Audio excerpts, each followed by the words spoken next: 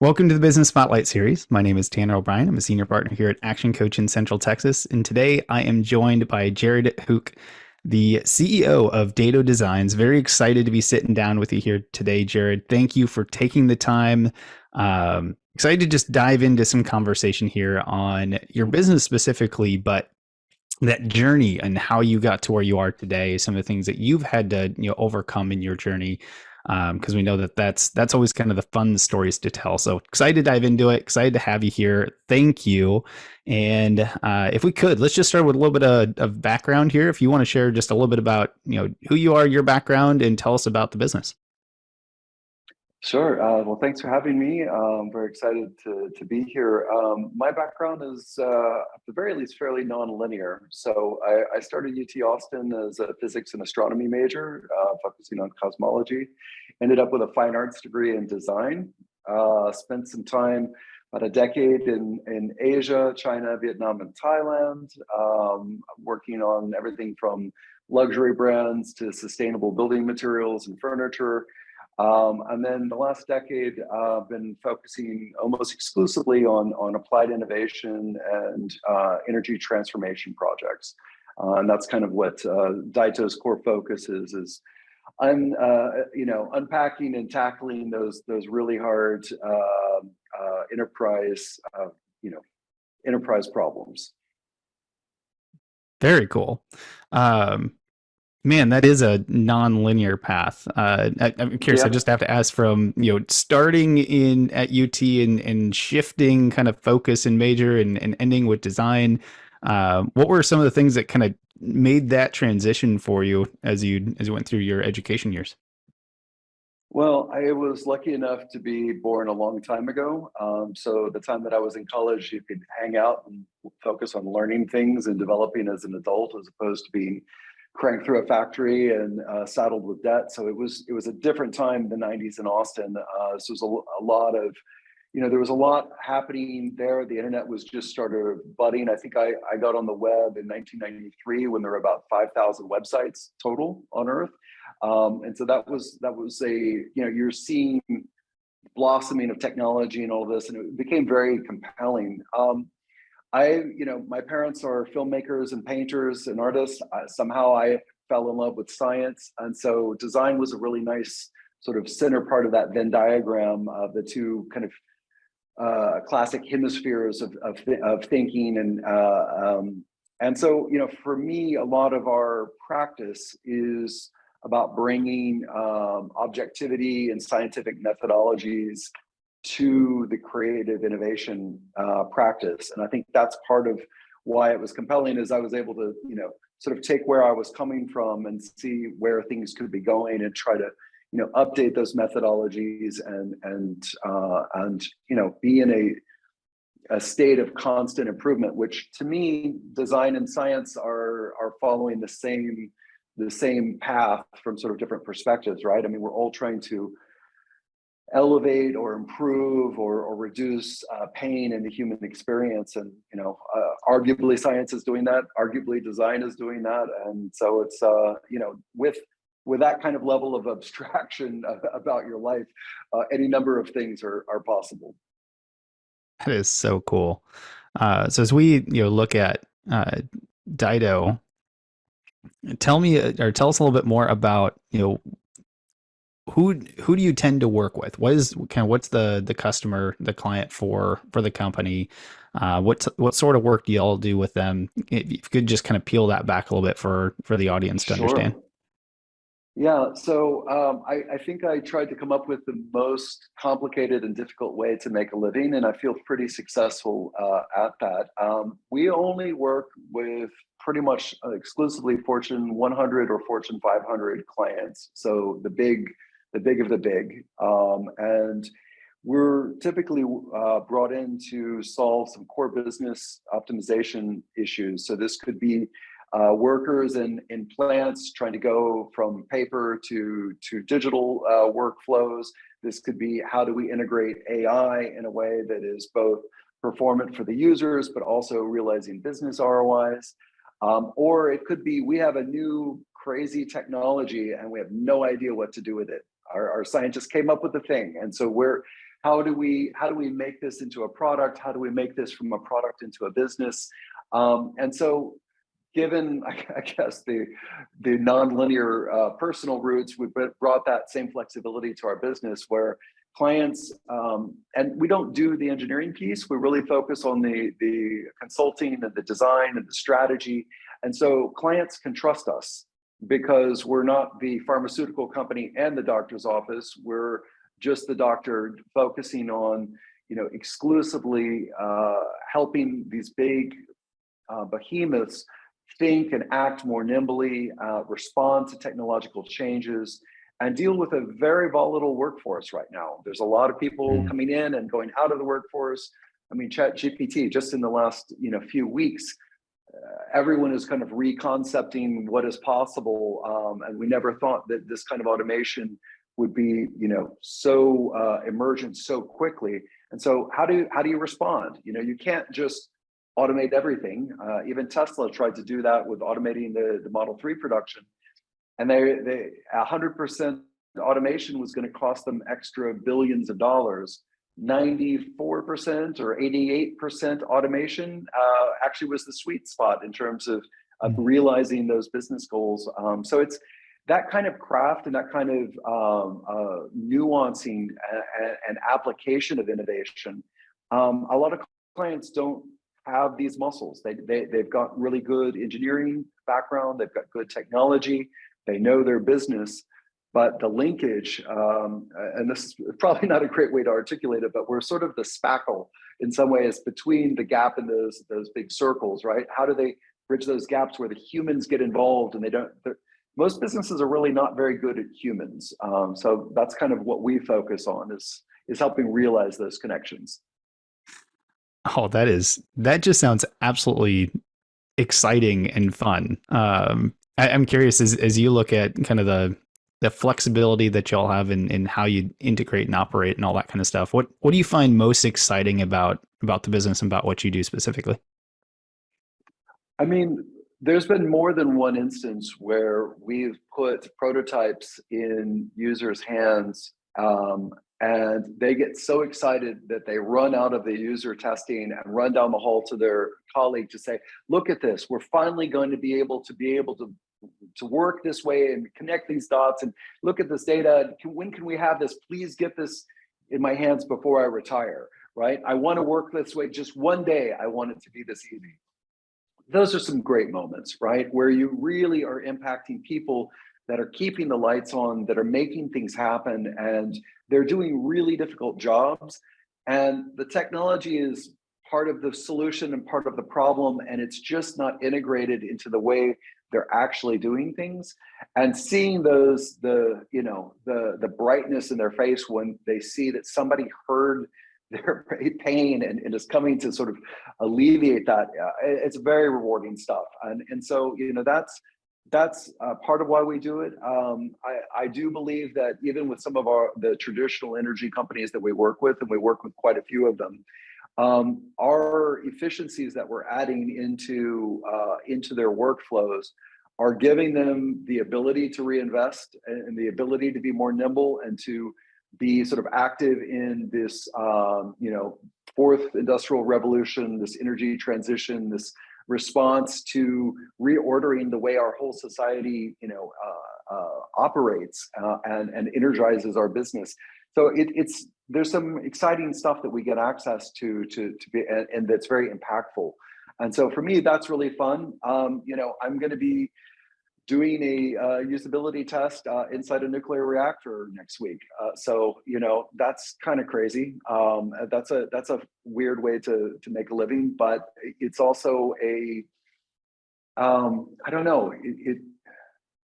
When you're in those kind of spaces and you're doing that kind of work, it feels very real. And when I was doing a lot of work in luxury brands and a lot of the fast moving consumer goods and stuff like that, and I don't know, selling more yogurt didn't really get me very excited. And so for this, I feel like we're crafting tools, and that to me, and that's kind of goes back to the Daito brand of this idea of excellent craftsmen and all of this. I feel like we're missing that in a lot of what we do. This move fast and break things world.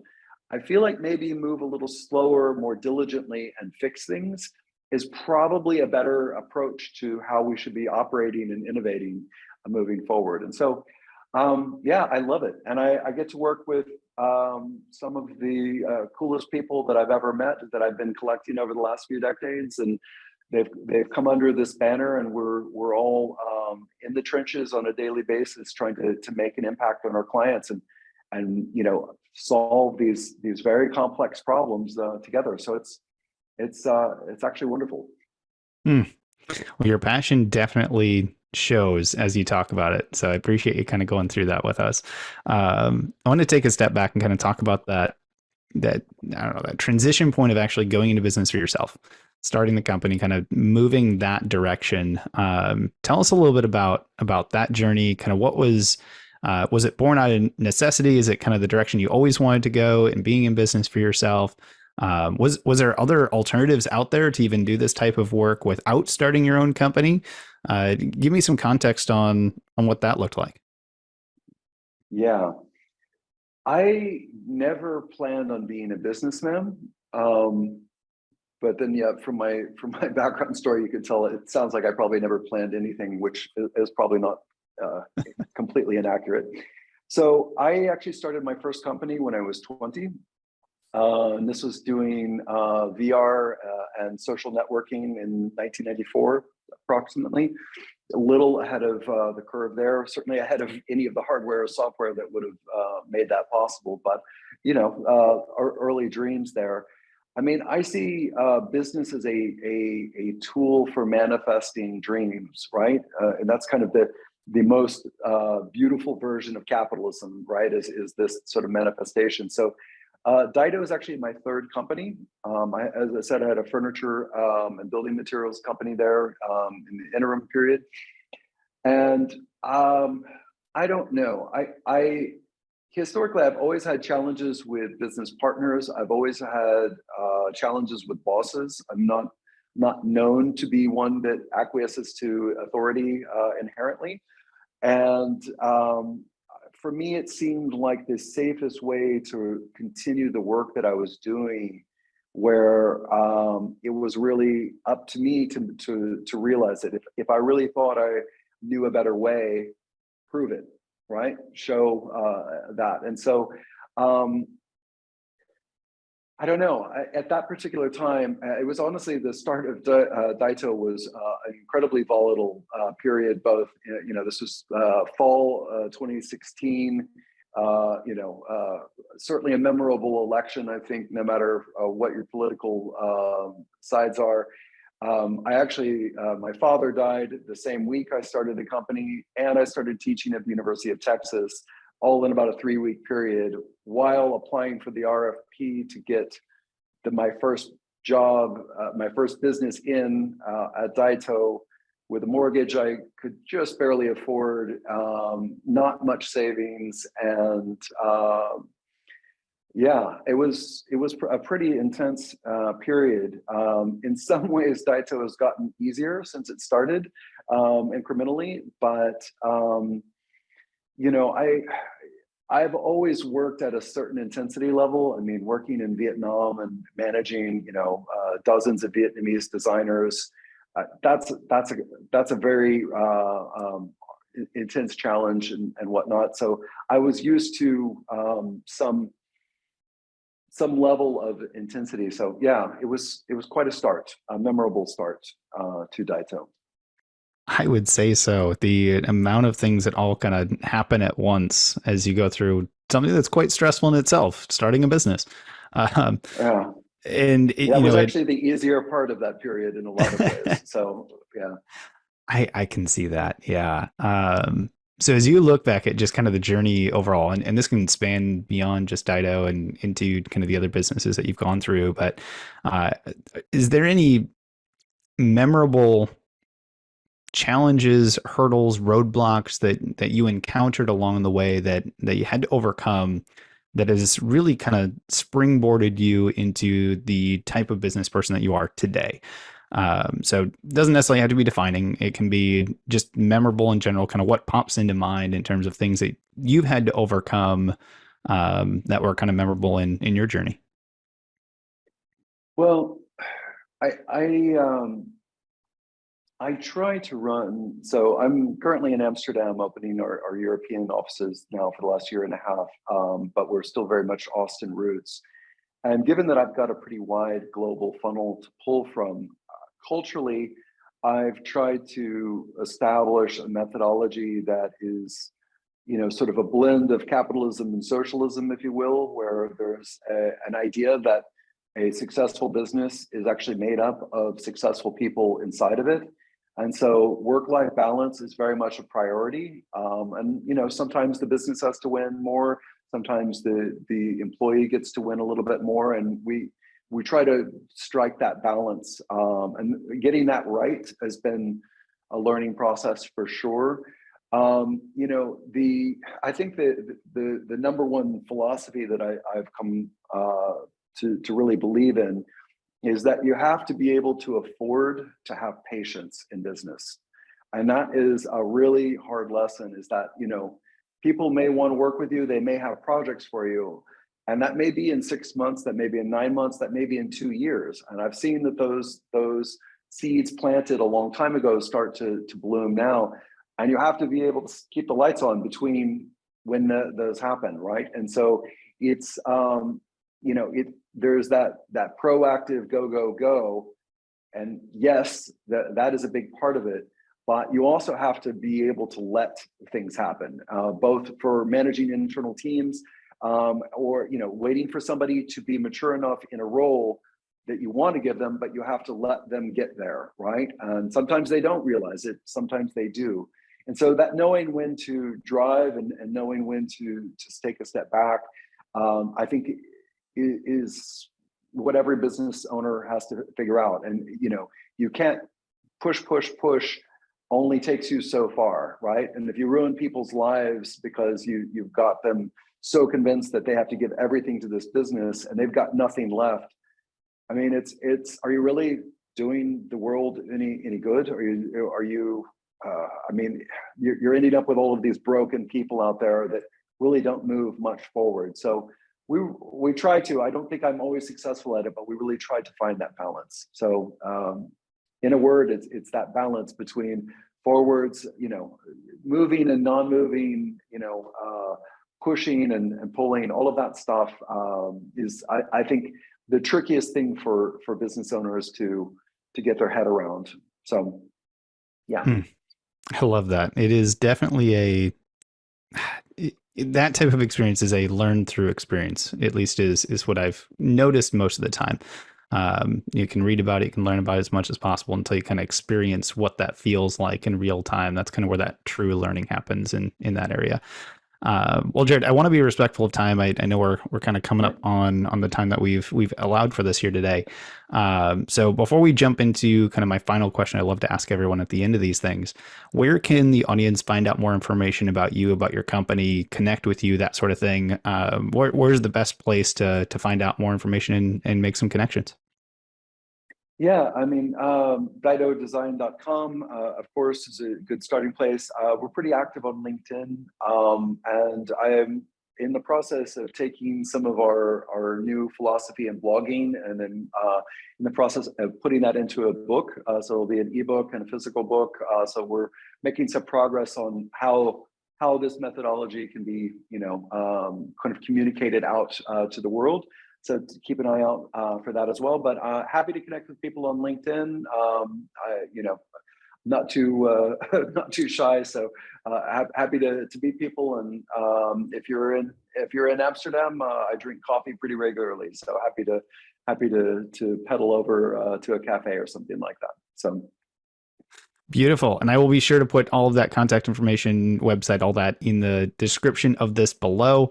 Highly recommend go, make the connection, follow Jared here. I mean, if there's a book coming out, that sounds absolutely fascinating to me. So I'll be keeping an eye out for that. But Jared, as we wrap up here today, I always like to ask kind of this final question, and that is, what is most inspiring to you? You know, if I speak, as a man, it's going to be the joy in my family, hands down. Every day they're a delight, even when they drive me crazy. I have two young boys, and seeing those light bulbs go off is just like, wow. Now they're at the age now where they're learning and teaching me things. I love it. As a designer, as one who makes and things like that, there is no better teacher than nature. And the difference in landscape between Texas and Amsterdam can't be overstated. And so here, seeing the change of the seasons and the flora and fauna differences and all of that, and seeing the different interaction patterns as these things move through, I think that the learning from sort of the natural order. I mean, from tulips out on the canals to the stars and all of that. There's so much that is happening right now in the world of nature slash science. I'm just, it's a really exciting time to be alive. So those are kind of my roots, and what both fulfills me and keeps me perky. So yeah. I love it. Jared, thank you so much for taking the time to sit down with me today to share your story, share your thoughts and your concepts as you've gone through and experienced so much in your multi-business journey here. So thank you so much. I appreciate the time, and yeah, I'm excited to stay connected and keep an eye out for the book as it eventually becomes into fruition here. Fantastic, and I really appreciate you taking the time, and yeah, looking forward to connecting down the road.